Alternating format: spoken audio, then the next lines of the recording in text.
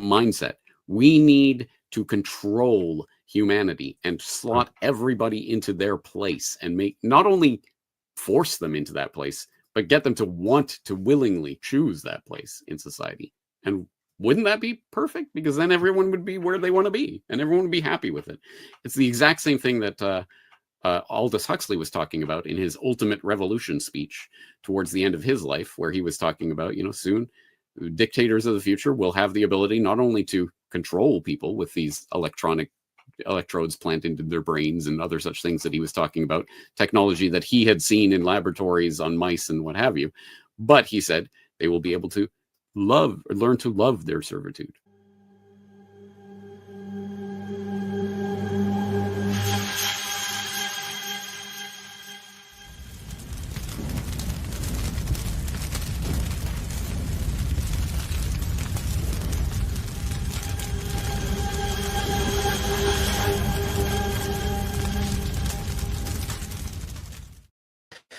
Welcome to The Last American Vagabond. Joining me today is James Corbett to discuss kind of a large, sprawling conversation topic. I was recently looking into, just beginning to read his book that he recently put out, and it kind of spurred some thoughts for me in regard to a unique position that James Corbett holds in this field, and in just a general sense, doing this for as long as he has in such a consistent, well-sourced, objective way. I decided to reach out, invite him on to discuss how his perspective might have changed from, before and up until COVID-19, and how things might have changed in that discussion, maybe how it's changed since that point, and now with all that's going on in the world, how things might have changed and how he views what the agenda may be, how it may have shifted since then, and just get his take on some of these larger topics going on around the deportation constitutional conversation, Palantir and technocracy. Honestly, I don't think of anybody better to have on to talk about that. So James, how are you today? I'm doing all right. Thank you very much for having me on. Thank you for getting the book. It is now available at reportagebook.com. It's Reportage, Essays on the New World Order. Represents 15 years of work. Not a lie. Literally started it in 2009, finished it in 2024, published it in 2025. And people might see that Sean, my new assistant, is working in the background. And if people want to meet not just Sean, the back of his head, but maybe even the front of his head, and video editor extraordinaire Brock West, they can meet us all at the book launch for Reportage, which is taking place in Osaka on May 10th. So if you're going to be in my neck of the woods in Japan, May 10th, swing on by. You can meet us. Casually drop by Osaka. We'll get there. But I wish I could, definitely. But yeah, make sure you make it out for that. That's probably going to be fantastic. Well, in general, like I said, we've talked a lot throughout the years, James, and my work has, grown a lot around, as I've said before, as I was growing into it, around, emulating what I think you put out there, which is the objective, nonpartisan, erring on the side of your principles, which kind of seems like we should always be doing that. But today it seems like that's become like a mantra of mine in regard to what's going on. And now more than ever, we sort of have to err on the side of what you really believe in, your principles, even if there's a really well put together narrative for why it shouldn't make sense today, and that's kind of where I think we are. There's a lot to get into in general, but I kind of wanted to start from just kind of the beginning point I talked about. So going back to before, let's say, COVID-19, because I think we can all agree that that was a pretty large kind of inflection point. A lot changed, a lot was done.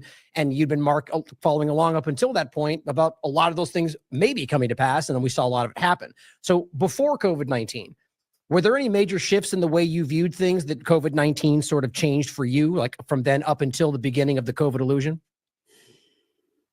I'm really trying to think if there's anything in terms of my worldview with relation to the they, them, those, the would-be controllers of society.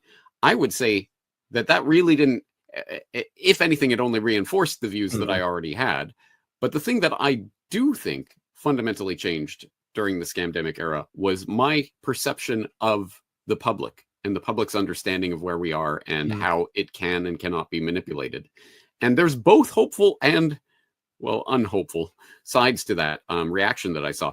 The thing that was really disheartening to see was how quickly, I want to say millions, but I suppose it was billions of people around the world were able to just adopt this completely new attitude that mere months beforehand would have been unthinkable. What are you talking about? Oh, government's going to try to lock you in your home and tell you where you can go and make a QR code to scan to get in and wear masks and get medical interventions. that's crazy conspiracy talk. And then suddenly, okay, no, but we have to do this. It's 2 weeks to flatten the curve and all of that. That was disheartening to see how quickly, how many people could be so easily railroaded into all of that.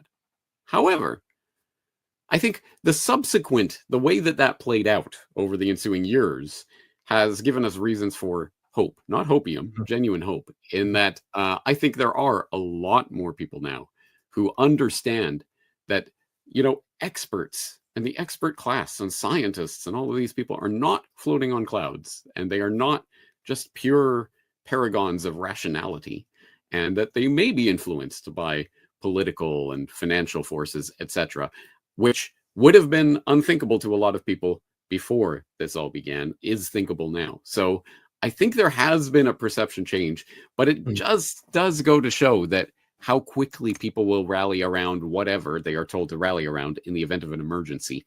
And that's a dangerous precedent, because what does that signal to the would-be controllers of the world? Well, you need an emergency.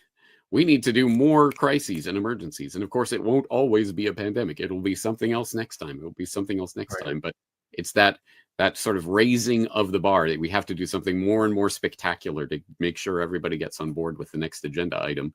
So what kind of spectacular things can they do to, I don't know, reorient the entire world monetary system, or, reorient global geopolitics, or bring in the CBDC digital ID control grid, et cetera, et cetera. It will require some sort of emergency situation. And unfortunately, I'm sure there are people who are working on that.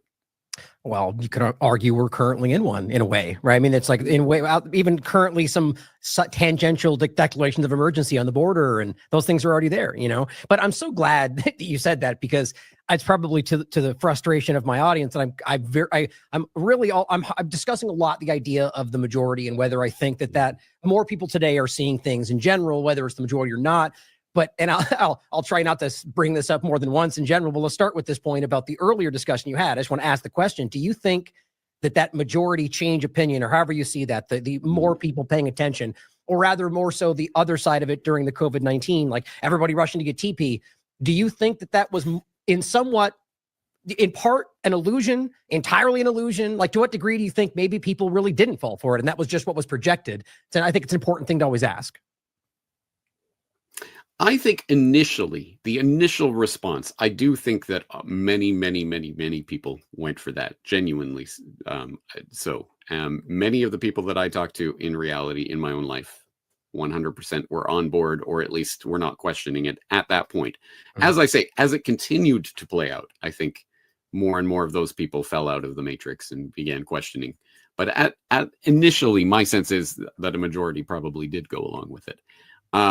Having said that, even the fact that there are now many, many more people who are questioning what happened in the expert class, etc., to the extent that plays into the left-right framework, it isn't necessarily to our benefit. Because, yes, okay, great. So now many, many, red cap wearing Republicans are questioning Big Pharma. Okay, that's good. But now Democrats who were questioning Big Pharma a decade or two ago are now 100% on board and singing the praises of Pfizer. So is that genuinely a step forward, or is that just another form of divide and conquer? Yeah, that's a great question. I tend to see it as an incremental thing. I think it is a step forward. They're just going through an endless minefield of the next thing to fall for. But it's definitely worth, I think, considering. And I think that what we've continued to see is that evolution. But just on that one note about the two-party illusion, because you've talked about this probably more than anybody. Do you think that that's like the biggest crux, the biggest hindrance to any real change in general? And if not, what do you think may be the largest? Well, so let me give my opinion on this as the Canadian in Japan. So take it for what it's worth. I have an outside perspective, which could give me some sort of objectivity on it, but also could mean that I don't know what I'm talking about. So I'll let your audience come to their own decision on that. But when I look at the American political scene in particular, certainly it's always been partisan, and it's always been about blue and red, but never so in my lifetime have I seen the conversation this polarized, this divided, to the point where you cannot function, talk to, interact with the average American, to the extent that I can say that. I do interact with a lot of Americans, without them trying to suss out, okay, are you my team or are you the other team? And if you say anything I disagree with, that means, you must have voted for Biden or whatever people would say, right? So, yes, I would say in the American political context specifically, the partisan divide is primary at this point. It is the primary way that people are kept divided. Even more specifically, I've been going back to this a lot lately, and maybe it really is time for me to do a deep dive on this, but it is very much my thesis that the global financial crisis and the resulting, no doubt, huge, widespread populist backlash against the banksters, major protests that were happening at that time, as you may recall, on both sides of the political aisle, people were incensed over this. Can you believe $700 billion bailout? Which at the time, that was a lot of money. No one had ever thrown around numbers like that. I remember when people mind were blown by $700 billion and people were out on the streets marching against it. And I keep going back to this. You had the Tea Party and you had Occupy. And yeah, I guess one was on the left, one was on the right, but they were saying essentially the same thing at the core message at the beginning anyway. It was the 99% versus the 1%. It was us against Main Street versus Wall Street. It was, why are we bailing out these big banker fat cats? And that I think truly was the potentially revolutionary moment, which was derailed by woke identity, culture war, politics. Right. That is when that conversation became the only political conversation that people were willing to have. And that's when the wedge really started to be driven in. And suddenly we've reached this point of total polarization. So I think very specifically, the culture war ideas have been inserted into the conversation as a way to distract people or to get people arguing about those things rather than concentrating on, oh, wait, we all agree that the bankster financial oligarchs are the real problem here, and we need to do something. Oh, wait, now I don't like the fact that you have blue hair, or you won't let me go to this bathroom, or whatever people are fighting about these days. Yeah, and both those groups you mentioned, aggressively co-opted, driven to the ground, or at least, to a mainstream direction, most definitely. And, that's such a central part for me, what you mentioned after that.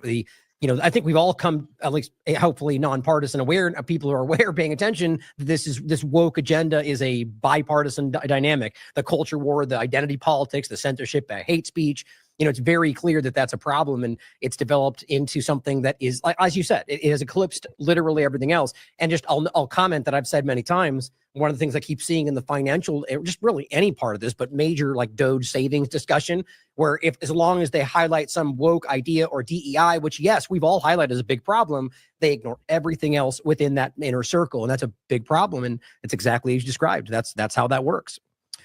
But I wanted to ask you in general about, so going into from the COVID forward. So, really in that time frame, in the COVID-19 illusion, which, let's be clear, hasn't really stopped, but there was a fever pitch there. What stood out to you before we get into this current time frame, before the really strong beginning of the mainstream alternative media? What stood out to you from that time frame the most at the time, and what stands out to you most, kind of looking back on it, maybe as it pertains to today?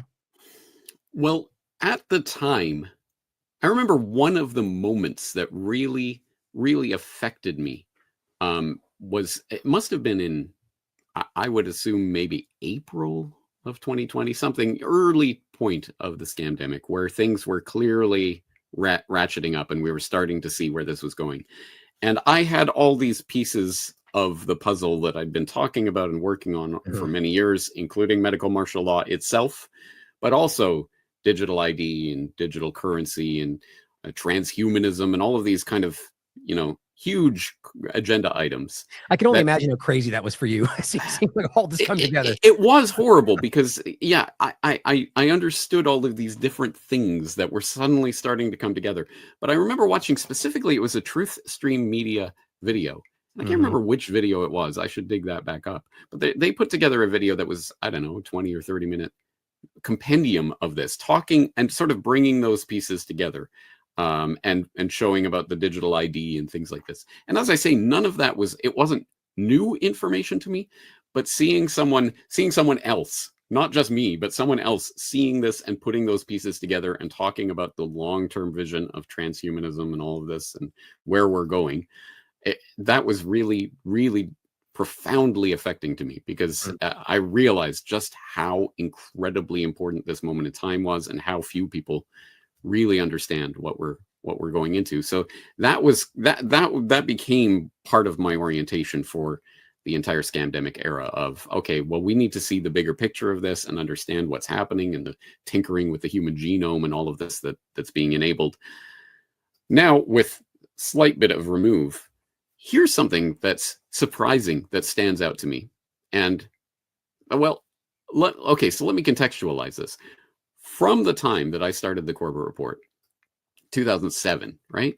I was expecting that I was going to get a lot of pushback from people on false flag terrorism or, central banking or some of the things that I was talking about, that, oh my God, you crazy conspiracy theorist. How dare you imply the neocons could have had anything to do with 9/11? But interestingly, I didn't understand it at the time. I wasn't expecting it. But in that time, 2007, 8, 9, I was just at the very low end of the rising tide of this incredible online media phenomenon that has taken place. And, I started my podcast in 2007. I thought I was late to the game, but that was a few years before Rogan started his podcast, right? So maybe I was early enough to be part of that rising tide. And so I was not expecting it, but yeah, no, I got a lot of positive feedback from people like, yeah, keep doing what you're doing.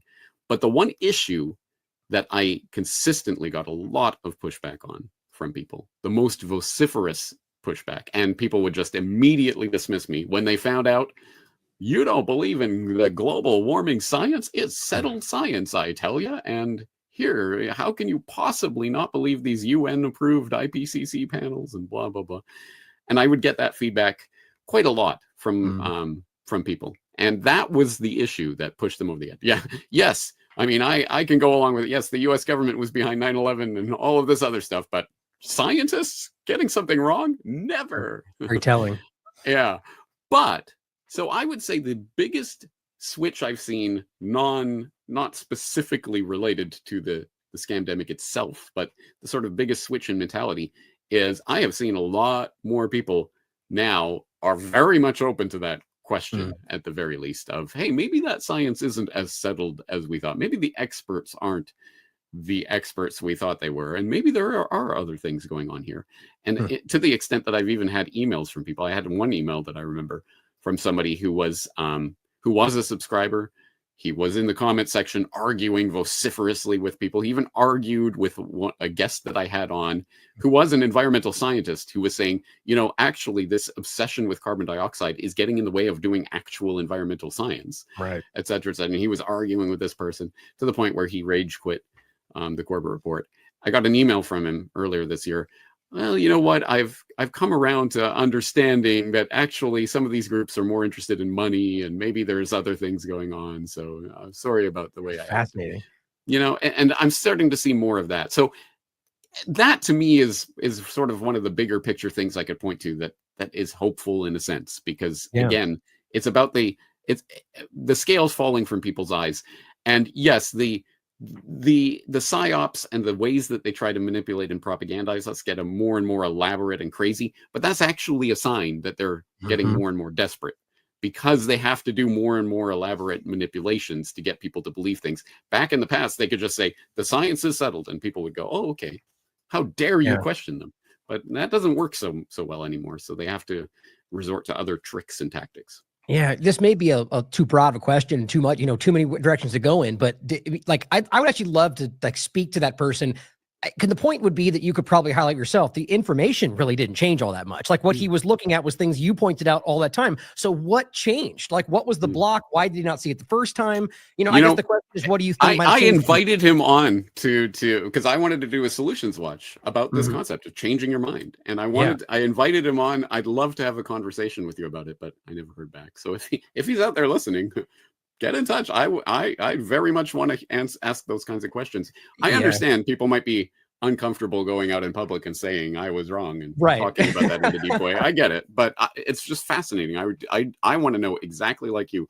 So what specifically changed, and How did that change, and what's your thought process behind that? I mean, if I had to get, my opinion would be, if the information was always there, right, and he's looking at it and disregarding it, and at some point it changed, that's a societal thing, or whatever it is, like something shifted to where, like, and this is my larger point in a general sense about whether from COVID-19 forward or even the Israel conversation, like one after another, we've had pretty large, I think, failed agendas. If not, they just lost control of the narrative, and one by one, people just, what it is, people, like, to your Milgram experiment point, the show you did on that, like, people look around and we're herd animals and they think they're not supposed to. And he, I think, later got to a point where others started asking, he started seeing more allowance. I mean, that'd be my guess, but yeah, what a fascinating conversation, or why people change and how they suddenly decide that's acceptable. Interesting. Now, in general, the one of the central parts about that, whether it's that conversation or everything else today, the mainstream alternative media has clearly played this major role. And obviously that's an evolving concept. So I wanted your thoughts on that from like prior COVID, after COVID. I mean, I guess the pointed question was going to be, do you think that got its rise during the COVID-19 timeframe? Because we saw a lot of people really gain a lot of traction that only seemed to turn out to not really believe those things, just to get people, to jump it over to another conversation. And all of a sudden they're pillars in this community. But we've seen that things change quite dramatically. So do you think the mainstream alternative media really got its drive during COVID timeframe, or how do you see that? And, give me your thoughts on it in general. Well, obviously I've been watching the death of legacy media for a couple of decades now. And in a sense, it's a bad thing that they now realize that the comet has struck. It was great when they didn't understand what was happening. Right. And I remember that very vividly when I started 2007, 8, 9, that I remember people would say, "Where did you hear that?" On the internet? I only trust CNN. YouTube channel in your basement. Yeah, exactly. It's ridiculous at this point, but that was the way that it was dismissed at that time. And I'm like, great, awesome. So I can keep doing what I'm doing, and the fuddy-duddies who don't understand what's happening, they will keep doing what they're doing until it's too late. Well, now it's too late, and they're finally starting to realize that. So there's a number of things that have come along to exacerbate that. And I guess if there's anything about the scamdemic era that exacerbated that, it was that, remember when all the newscasts were suddenly like people in their own home, like doing newscasts because they couldn't go into a studio together, right? You can't have people interacting, which Pilato over at Media Monarchy made the point many times during that era. They used to laugh at us because we're sitting here in our living room with our cheap mics and everything. And now they're doing that exact same thing, trying to essentially copy what we're doing. Right. And that was, just one of those funny ironies. But certainly, no, go ahead. Certainly, I would say things like the Substack phenomenon, and just the fact that now, you've got all these mainstream reporters getting laid off and are suddenly flocking to these. Okay, so how do we make money online? How does this work again? I was going to say quickly that same point. Then it's just funny to me that stood out how they love to look down on these kind of fields, and yet the moment they stepped into doing what we did, they seemed like their hair was on fire and they couldn't figure it out. That was all over the place, or getting caught doing things they shouldn't on camera, or not turning the audio off. It's just funny to see. I thought that was funny. Or remember the viral clip of that guy was on a BBC interview and his child comes into the room behind him, and then the mother comes trying to get him and everything.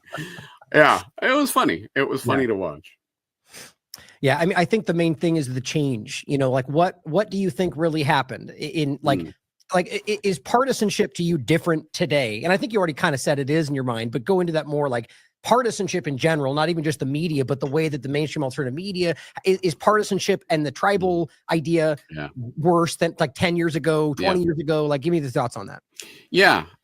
So which is the cart and which is the horse would be the question. And I'm not sure which is which at this moment. Maybe I'll have to think about that a little bit more.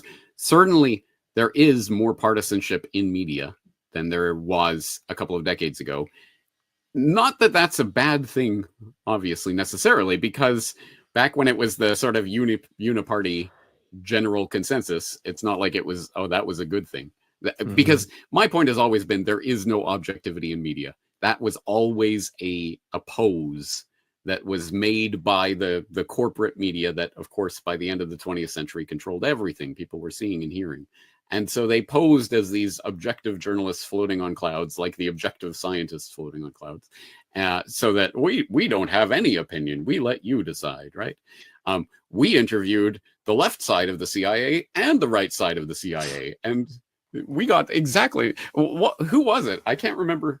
I think it was Timothy Leary said Crossfire. Remember that old Crossfire CNN debate program? He said it was like listening to the left side of the CIA debate the right side of the CIA.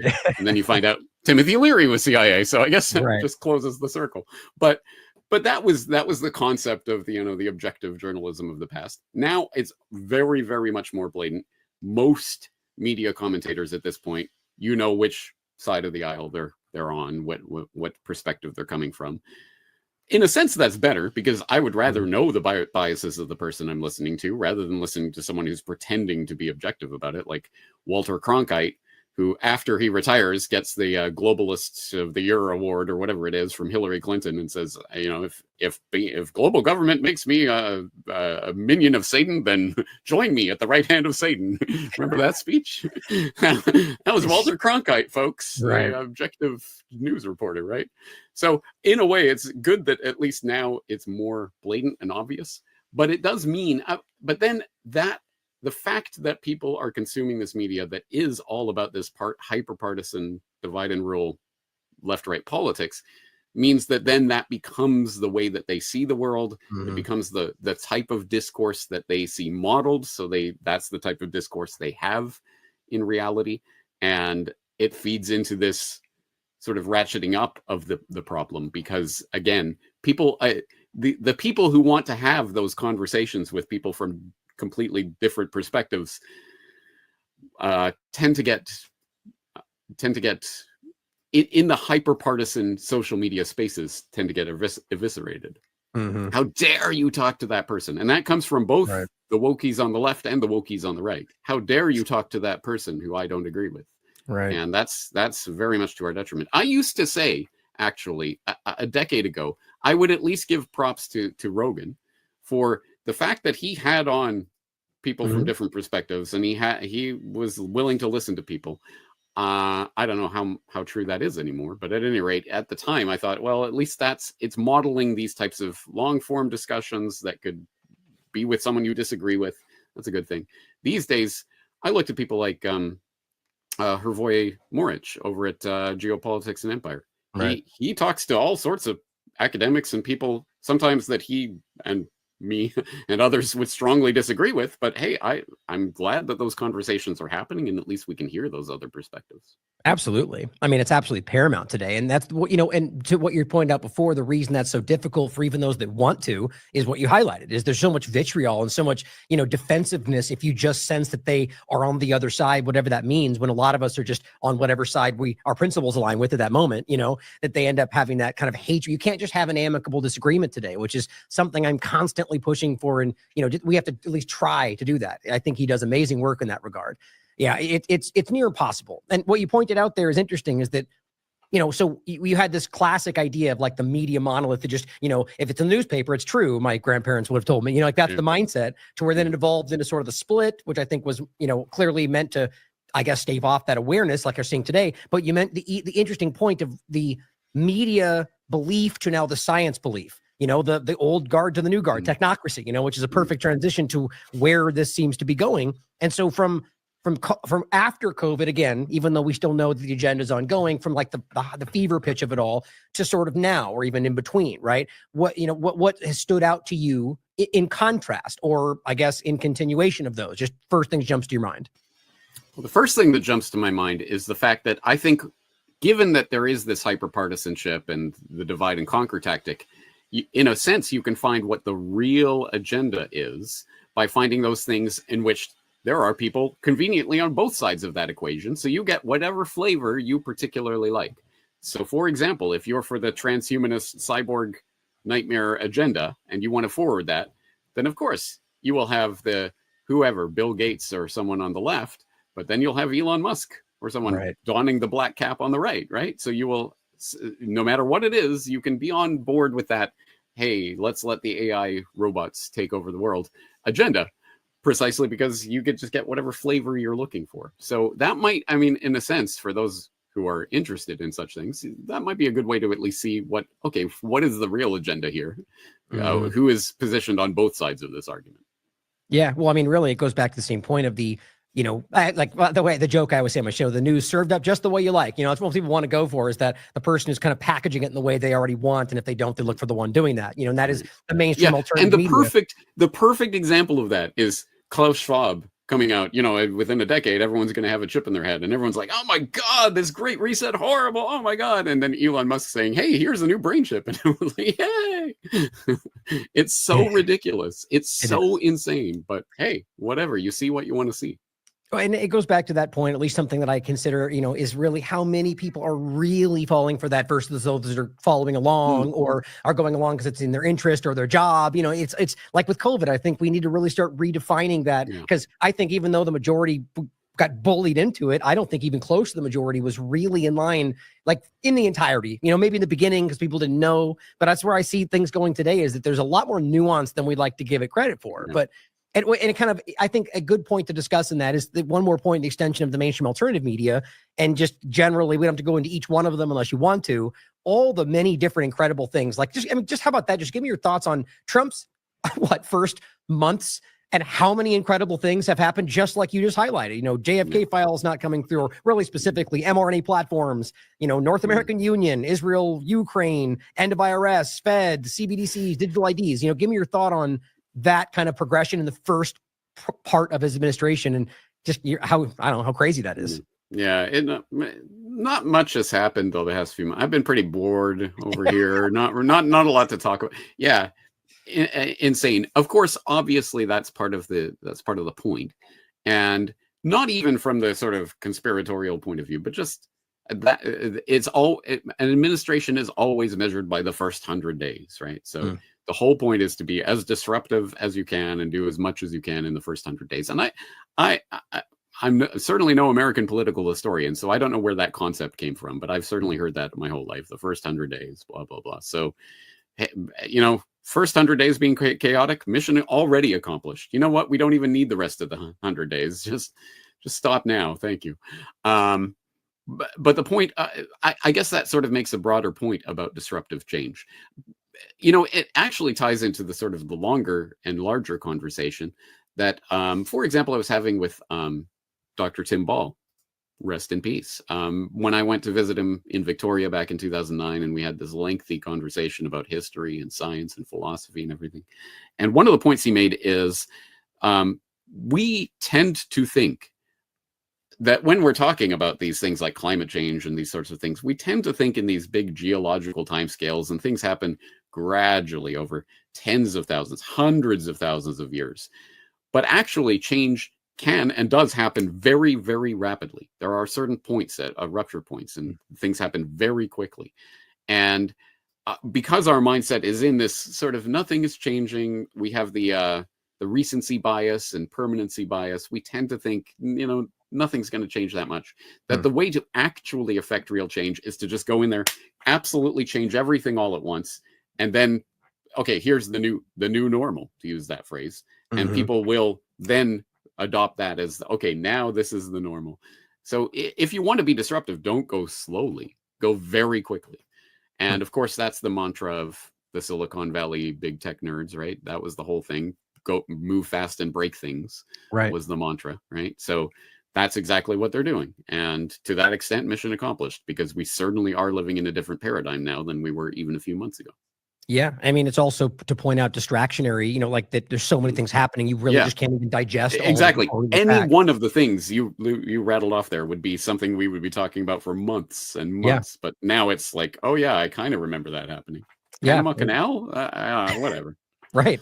Well, I mean, it's, you know, I mean, I call the MAGA Great Reset, or we can get into like the Great Palantir Reset. I called it as well, like the overlapping ideas where this is just a barely like a small veneer of a change. And it's the Great Reset. The same thing on overdrive, it really seems, you know, so it's like we talked about the security state, to sort of like the biomedical security state, or the technate, you know, whatever you want to call it, seems to clearly be kind of coming to pass right now. So give me your vision on this, right? The Palantir discussion, how you see that developing, like what's the biggest threat in your mind right now in regard to like this building kind of really total information awareness? I mean, it's exactly that seems to be developing right now with the IRS. I mean, thousands of points. No, it's exactly right in every respect. And in fact, it really only occurred to me yesterday that I thought, you know, I was going into this administration thinking about Palantir and Thiel's influence, and that is the one thing I haven't thought about in the past few months, precisely because we're being hit by the 1,000 things at once. So I only just saw this article being posted up today from Derek Bros. Well, today my time, or yesterday, or whenever that was. So I haven't had a chance to read it yet, but I'm very much looking forward to digging into that because, what happened to that Palantir thing? We know that Vice President Vance is essentially Vice President Thiel.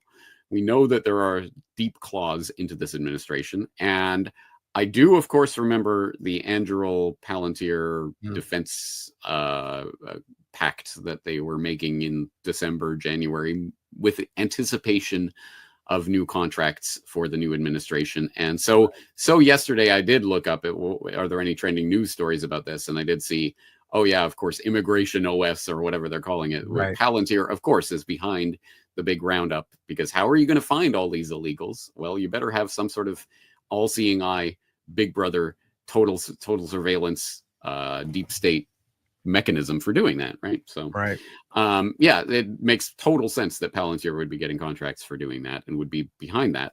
But of course, that does speak to that broader issue of essentially the Great Reset.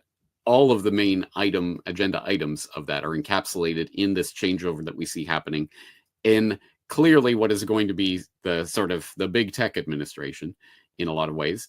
The perfect visual example of which was at the inauguration, where you had, Bezos and Zuck and Musk and all of these big tech guys there to rein in this new administration. What does he announce literally first day? Project Stargate, $500 billion for this new AI infrastructure. And here's my good friend, stare into the orb, Sam Altman, and here's Larry Ellison to talk about mRNA vaccines and how they're going to be revolutionized by AI. It boggles my mind that absolutely anyone who is against the Great Reset is for this. I cannot imagine what mental gymnastic pretzel knots you have to do in order to justify that. But I know some people do. And to your point, how do I know some people do? Because I do get feedback. Musk fanboys and others, I can't believe you don't think Doge is the greatest thing and whatever. I do get feedback like that from time to time. But do I? I mean, why do I'm just seeing emails or comments or, virtual avatars. Are these real people? I mean, why? We really should be a little bit more skeptical, I think, about the information we're receiving in totally online virtual text form. I think people are a little bit, including myself, can get a little bit too trusting as to that this is what people are really thinking. No, even if it is a real human being, it is a very self-selected human being who is outraged that I said something bad about their favorite person, whereas 99% of people are like, oh yeah, of course. But also, do we know it's a real human being? That's increasingly an important question to be asking. Definitely. I mean, whether it's the dead internet conversation or the many different studies that show what half the internet is bots, not all nefarious, but definitely a part of it. I think Twitter is way more than that. But it's interesting. I was just commenting on this, that I fall into the same trap where I'm constantly making this point just as we don't know. So we should consider whether it might be, and then I'll be online and be going like, I can't believe everybody thinks this. And I go, wait, hold on. I'm falling for it in real time too. It's just that you get out. I mean, that's why I think the whole point is that it's like an outrage feeder. It's circular and it keeps you pushing in further. And that's the whole thing. It's definitely this is a good part of the reason why I am not on Twitter. And I don't want to be in that conversation. It is going to skew my perception in a way that might not comport with reality. I want to be in charge of my news feed, and I want to control what sources I am seeing. And that can become a bubble, and you absolutely have to be aware of the formation of that bubble and try to puncture it. But I would rather be in charge of that process rather than some algorithm. It's funny. I think about that more than you think, like you in particular. And one of the, pulling off of Twitter and like my big problem with that is you're obviously correct. Like hands down, like that's the reason that I most likely have considered, or the most likely reason for me in the past that I've considered that. But the problem is for me is it is clearly the most used platforms. So that means you're going to get the most real-time information. You know, you have to consider whether half of it's fake at any given moment. You know, that's the hard thing. But you're right, though. Like I was just saying, without even recognizing it, you end up falling for these things. And I think we don't even really grasp the level to these things at this point. Like whether it's, which I was going to maybe touch on at the end if we have time, like neuro weapon science kind of direction and what that may be doing, if not just basic propaganda, how that affects us as well. It's worth considering out there, but it's hard. It's a balance, you know, because I definitely feel I miss out on things that I might not see in real time if I do it otherwise. And but like you said, you cultivate it in a different way, you know? That's right. I mean, I feel for the people like yourself who are doing daily news shows that have to know the up to the minute breaking news. And because, yeah, you're going to have to venture into that social media stream to get that. I have the luxury of, you know, most of the stuff I put out is at least 24 hours, 48 hours, whatever behind. It doesn't matter. I'm not commenting on the breaking news of the moment. So I have the luxury of having that filter of the social media chaos of breaking news and commentary. What gets filtered through to the sources that I follow, I will eventually see. And that's good enough for me. But yeah, for people who need that up to the minute breaking news, yeah, I get it. The way I rationalize at least is that I do that so they don't have to, but even though they probably do too, you know? Yeah. Right.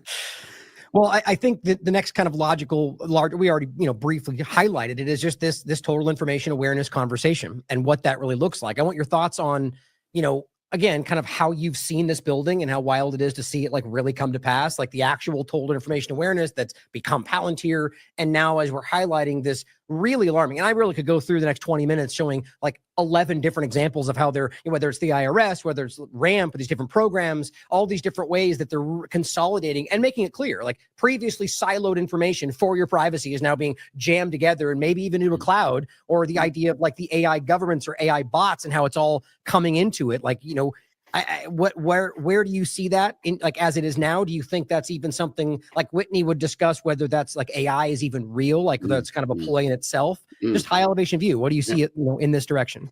All right. I would say there's a cover word that has been used to get people to buy into this agenda. And then there's the real word that describes what's going on. The cover word is efficiency. And the real word is algocracy. So to contextualize this conversation, we need to go back to 2002. Was it 2 or 3? When the Information Awareness Office was first revealed, and everyone, even the New York Times, was writing op-eds about it at the time. Like, this is crazy. You're going to take literally all of our data. You're going to take credit card information and travel history, medical records, and driver's license, the database registry, and just literally everything, every piece of information, and put it all together and data mine it and analyze it and try to find people's connect. This is Big Brother stuff. Absolutely hell no. And that actually caused, at the very least, DARPA had to come back and say, okay, sorry guys, we're not going to go ahead with that. Don't worry. And of course, as Whitney has pointed out in her excellent must-read reporting on this, it didn't go away. It just became Palantir. And, you know, of course, it was Poindexter, Admiral Poindexter, who was running the Information Awareness Office, was the one who did the contract with Palantir with Teal to give Palantir its first CIA contracts, which was its entree into government contracting generally. So yes, it just became Palantir essentially. So it has continued on. But it, at the very least, at that time, 20 plus years ago, there was such public outrage about the very idea of such an operation that it had to go underground. But now it's suddenly coming back to the forefront, and people are on board with it. No one's well, I won't say no one, but at least the societal conversation that we're seeing online, people aren't getting that kind of, oh my God, what are they doing? This is crazy. This is Big Brother. And why is that? I think because we have been conditioned into the cult of technocracy, which is based on this idea of efficiency. You need to be as efficient as possible in every aspect. Why wouldn't you? Who could be against efficiency? It's like one of these things like where they name their act the Taking Care of Children Act, and it's all about actually censoring people online or whatever. But every time. But of course they do it because, well, are you against taking care of children? No, I'm not. I'm for whatever you say under that rubric. Well, in the same way, are you against efficiency? Well, no, I'm not against it. So I think they have used that as the cover. And of course, the Department of Government Efficiency. Oh, it's just a joke, guys. Doge, right? Like that funny meme coin, and something about the old Venetian system. Whatever. Don't look into that. But that's the way people have been sold on this, and that is certainly what is filtering down into the public conversation right now. As I pointed out in my Algocracy episode, I just find it interesting that, you know, the biggest podcast in the world, Joe Rogan, is now talking about, you know, we need AI government and things like this. Because wouldn't it be so much better than having all this crazy partisan political stuff? No, we'll just get the AI oracle to tell us what to do. And how could that go wrong? But of course, as I say, efficiency is the cover word, and people think, oh, this is going to streamline government and make it so much more efficient. Why do we have all these old legacy systems of different databases that are siloed off that can't talk to each other? No, combine all the information and everything will be better. And that's the concept behind personalized medicine, for example. You know, you might have, you know, your records with your oncologist and your cardiologist and your whatever, optometrist. No, combine all of your records together, and then we'll take your genome, and then we can tailor medicines just for you. How could you be against that? Well, in the same way, government has all these records and all these different databases. Just combine them all, make it all this one big efficient system. Maybe tie it all into an ID number that could be tied to your like retinal scan or something, you know, like Aadhaar. That seems like a good model to follow, right? And then it'll be so efficient. And that's the way it's being sold. But what is really happening, I think, big, if you want to look at the big picture, I keep going back to that selfish ledger video from Google. Because that to me, it's just, yeah, I think that's about right. And they put it out in their own words, so I will use it against them. But yeah, essentially the concept is, for people who, please see the video if you haven't seen it yet, but for people who haven't seen it, the concept is, what are we? Who are we? What is our identity? What defines us? Well, much of it has to do with our experience, what we have experienced in the past, the types of things that we're drawn to will lead us in certain directions, and then we will encounter more information, and that will change us in certain definable ways, etc., etc. That's just humanity. That's just how we live. But imagine if you could direct that process by tailoring exactly the experiences that people will have. How could you possibly do that? Well, in a world where we are 99.9% living through this virtual filtered reality, and they even talk about, I mean, crazy stuff like the algorithm could determine that whatever it determines, you need to lose 10 pounds, so you better exercise more. So it will literally create the type of cool, you know, tennis running shoe or whatever that they know you'll be interested in buying, which will then incentivize you to go run. And that's just like one tiny example of how you could structure someone's entire life. And as they say, this is the selfish ledger, the genome ultimately starts to change because over time people start making choices that are tailored based on specific experiences. That doesn't just change and affect you as an individual. Ultimately, that's the entire human species can be led along in a certain way. And that would have been unthinkable in any other era. But here we are in the big data era where everything that we do is being controlled and filtered through these algorithms that are being written by people we don't know in ways that we don't understand. Just trust us, guys. We know what we're doing with your lives. That to me is the big picture of this. Yeah, well, can you speak to the overlap? And Derek put an article out about the kind of efficiency movement and like the original kind of background to the Taylorism movement and eugenics, and you know the whole kind of larger connection between those three things, and how, like, for example, we saw Andreessen on Rogan laying out the idea that we need good elitists to save us from the bad elitists, right? Or the reference of Karp in his book, or you know even Trump's reference to like the Machiavellian, like ends justify the means kind of a point, like kind of contextualize all of that for us and how that goes forward. In 2 minutes or less. That's a lot. That's a lot. Yes. So people who want to know the background of technocracy and where it comes from, should probably start with Patrick Wood and his books, in which he talks about some of that background, and was it Frederick Taylor, Taylorism, the idea of designing the system for the production of whatever it is at your factory or what have you. I mean, we could go back to just the concept of the assembly line. We could go back to Adam Smith talking about how pins are made or whatever in the division of labor. But of course, Henry Ford very famously took that idea, that concept. Okay, well, let's make an assembly line and every single worker works on that one particular thing. And so that makes it a little bit more efficient. Then there became the science of efficiency of, okay, so now we can manage the flow between different workers and how things move in the factory. And we can get it down to this perfectly tailored, excuse the pun, science. And we can make things maximally efficient.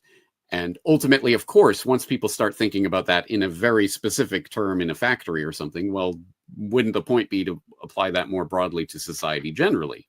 And can't we start tailoring, I can't escape that word now, society in various ways to make it more efficient generally, not just in the production of parts, but in whatever it is we do.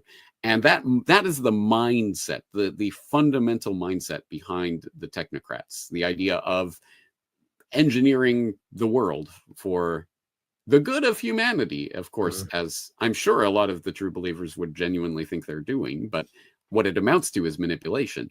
And personally, I'm doing some research on psychology at the moment. So the one that stands out in my mind is B.F. Skinner and the radical behaviorists. So people might everyone knows Pavlov, right? Pavlov's dogs, everyone knows that experiment. He rang a bell and the dog salivated. Wow, okay, well, cool. So you can condition an animal to have a certain response, right?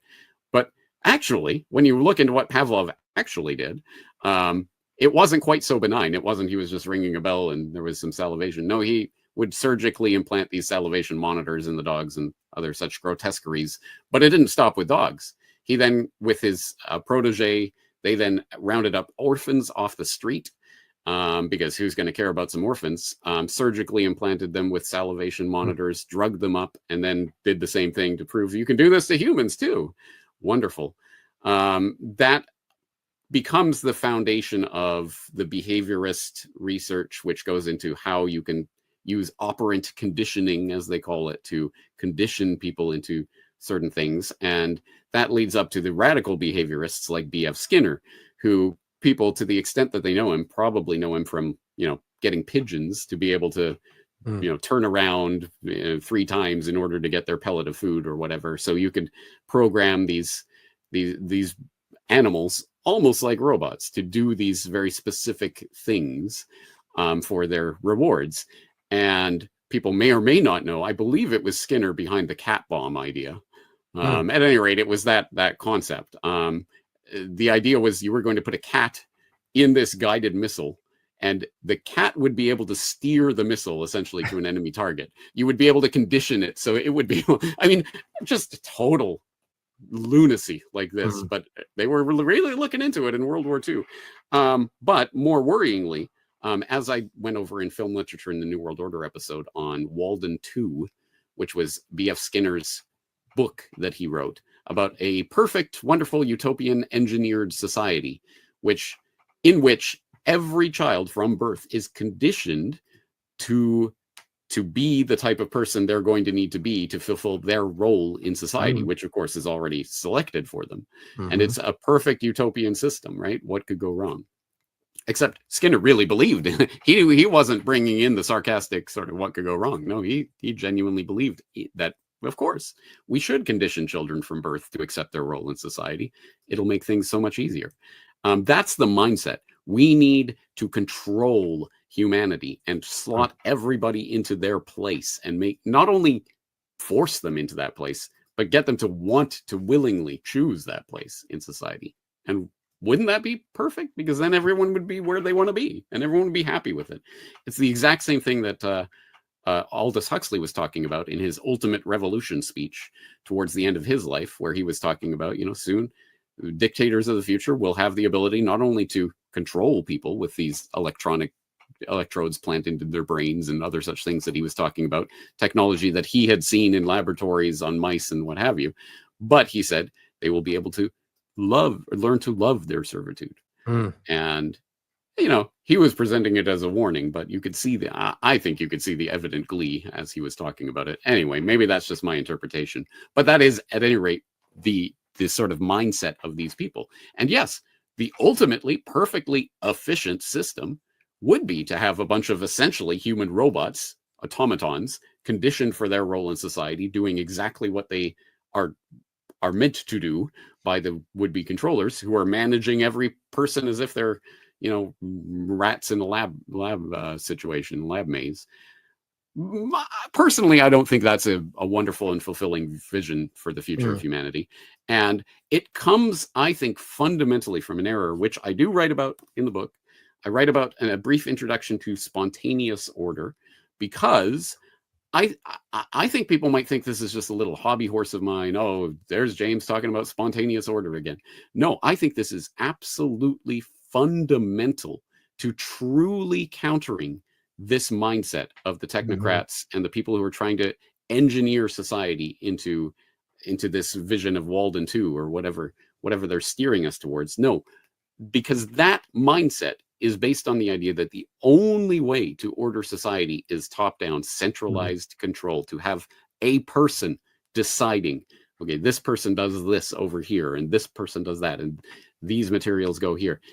And that is a fundamentally wrong vision for how order can arise or even should arise. Because the funny thing is, if you want to be utilitarian and just argue for ends and means, I think it is actually less efficient and less productive to have that central manager controlling every single part of the world, because at the very least, in the end, the system is only as good or bad as that person in positions of power it can make it. And it's extremely fragile.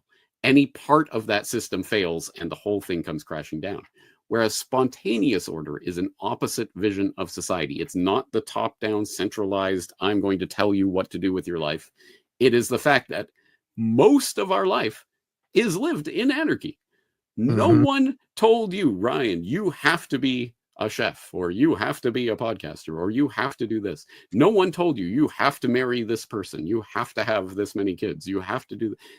Almost everything we do is done in anarchy. And you know what? That has worked for thousands and tens of thousands of years, and human society has grown as a result of that. This is the spontaneous order of people making their own choices. But you know what? Humans are social animals, as the social engineers would no doubt call us. And that means we want to cooperate. We want to get along with our neighbors. We want to have a thriving society. So we cooperate on things that we want to cooperate on. And those types of natural things that come together just because we want to interact and have a nice life with each other, those are stable structures because they have arisen over time. Naturally, no one is forcing that together. It's just the way that humans operate. That is actually a much more stable and I would say much more fulfilling vision for humanity. But that has been so completely drummed out of us that most people, when they even hear of the concept of spontaneous order, are incentivized to want to fight back and argue against that. That's crazy. No, it's much more efficient to have one planner, and we need a leader, and there has to be a governor who rules over everything. It's strange to me to see how excited people get, frothing at the mouth to try to debunk the idea of spontaneous order. Until we can fundamentally question that concept, that order can only come from above, until we can question that, I think we'll never fundamentally strike at the heart of this technocratic idea. I agree. And I think one of the things we're seeing most prominently right now, like you're describing, is this contradictory, like we've been taught our lives that we have freedom and liberty and we're fighting for, but that's been clearly not the case, at least not in full, at least right now. I think it's been, almost maybe the entire time. The point is now that's coming to head with this new idea, right? Where constitutional rights are clearly a problem with that, but you could argue that plenty of people out there, or some, might believe that might be better for society. The point and maybe you out there listening think that, but you have to acknowledge that antithetical to freedom, to liberty, right? It's like the safety liberty conversation, and so at the end of the day, I think right now that they're trying, that's kind of that point about the Andreessen and these people trying to convince a lot of staunch constitutionalists that's archaic and you got to just let us take control for your betterment. And, but it's so contradictory right now. And so that is interesting that we can see this kind of effort to try to convince them. Now, do you think that what you just described is happening right now, or you think they're trying to instill that or build it? I think it has been instituted in the minds of the public. It's certainly been propagandized and planted deep in there for generations at this point. I don't think it's a new idea. I think people have been conditioned into the idea of accepting and even desiring that kind of top-down centralized control. And as I say, I think the point that makes me understand just how deep that propaganda and conditioning goes is how excited and how angry people get at people who question that. And to me, that's always a sign of, oh, I have hit on something that, like in the Matrix, when you're about to do something that you shouldn't do in the Matrix, whoever it is suddenly becomes Agent Smith and starts attacking you, right? That to me seems like one of those things. Oh, you're not allowed to question that, right? You can't possibly posit an idea that we don't need top-down rule.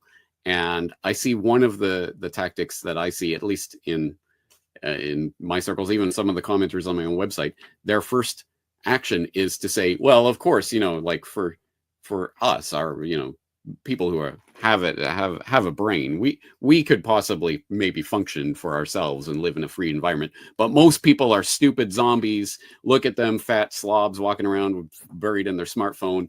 They don't want to take responsibility. They're not conscious agents, so they need some sort of top-down imposed authority. And there you go. If you dehumanize everyone else, I guess it's very easy to say they don't deserve human rights, right? Right. And I just what you said, I flatly don't agree with that. I mean, I don't know whether it's 51% in my mind but the idea that, that I would call being blackpilled, right? The idea that, well, and nobody, it's lost already and nobody sees it. I definitely think that's what, like you're saying, that's definitely what they would want you to lean into, because that, even if it is the case, that's better for them to stop people like us from pushing back, but I don't think that, I think that more today than ever, people are somewhat seeing things, and that's why this is getting so uncomfortable. So the last point that I wanted to get into is kind of bringing it to the current reality, right? So we've gone over kind of a larger view of the evolution of this whole thing. So clearly right now, at least in my opinion, and I've been talking about it a lot, is the constitutional issue that's coming to a point. And perfect, kind of a good transition right there is that I think right now they're trying to find ways to, and as you pointed out, this is always the case, to get you to undermine your principles for X, Y, and Z agenda, right? But right now, it's clearly happening about constitutional rights and, I mean, the dissolution of the Supreme Court, like possibly the argument that the entire system we have, and maybe from a non-statist perspective, we kind of want that, but maybe that's not what they're going to bring afterward. It's like, so where do you think this goes? And just comment for me on the constitutional part of it as well.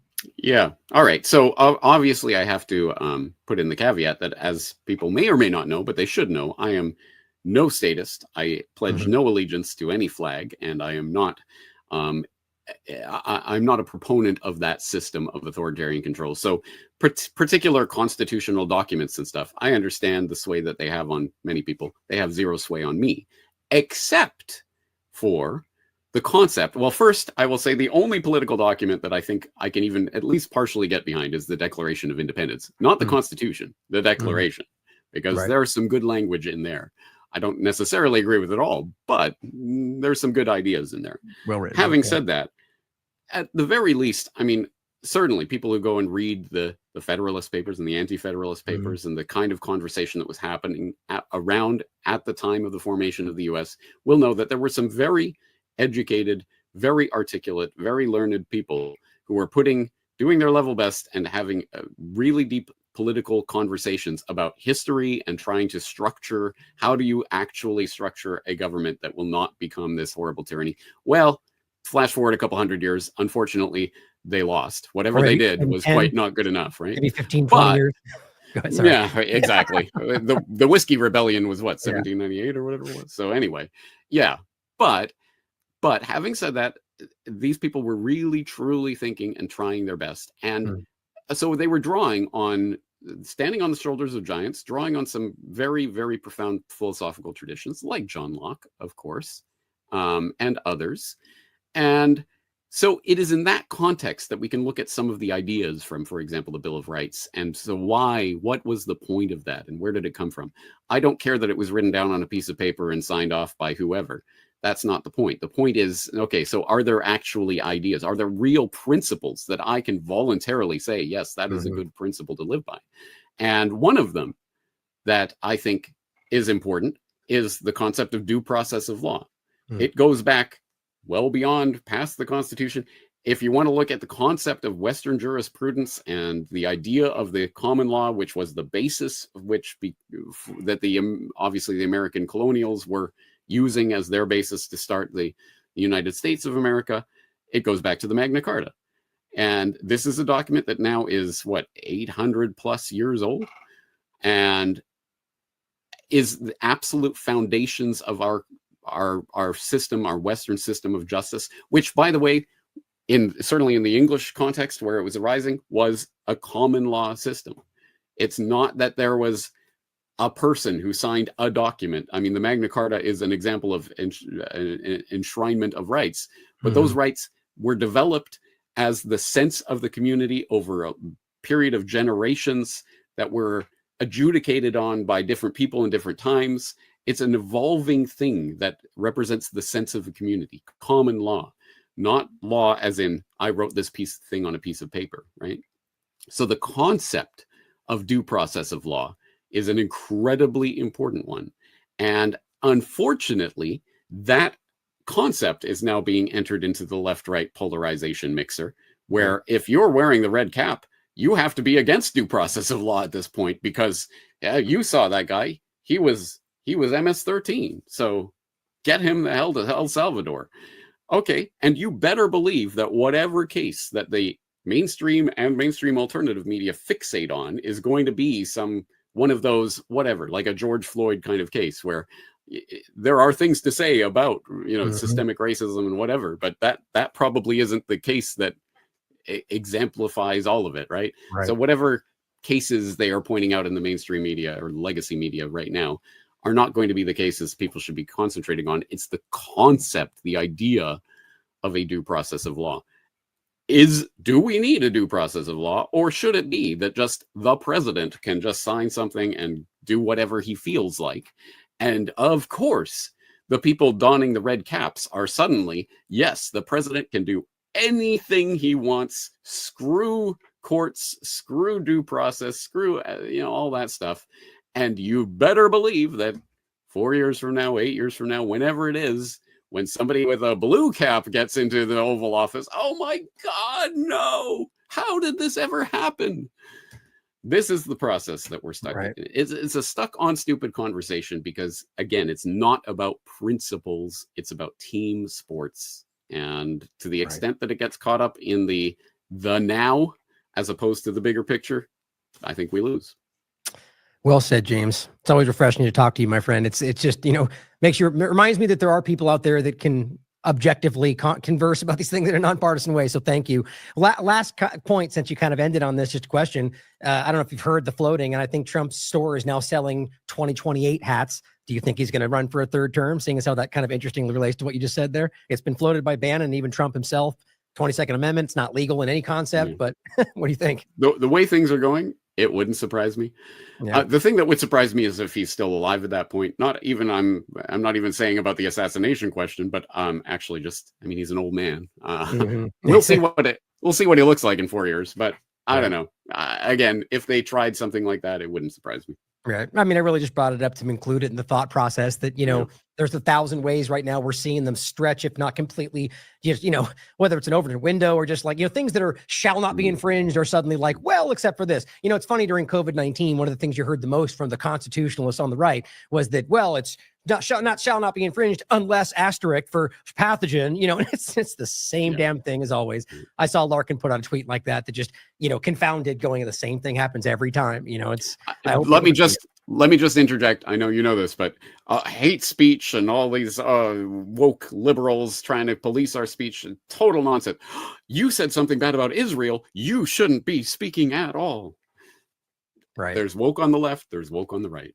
Absolutely. Absolutely. I'm just, and again, the larger point from a few points in the show today, I really hope more people are truly seeing this. I believe that's the case. If not, we should definitely lean into that, because there is a moment here where people are changing, whether it's from COVID or the ongoing genocide or, the great reset that's slapping everybody in the face. I think that people are starting to ask questions. So now's a good time to get out there and talk about it. So James, thank you as always, my friend. And everybody out there, question. Well, actually, before we change, did you want to shout anything out before we leave today? I always like to do that. And I just I forgot will to bring just it up. direct people again to the book, reportagebook.com. And if you are interested, if there is anyone in the audience who's going to be in Japan next month, the details of the book launch are on my website, corbettreport.com.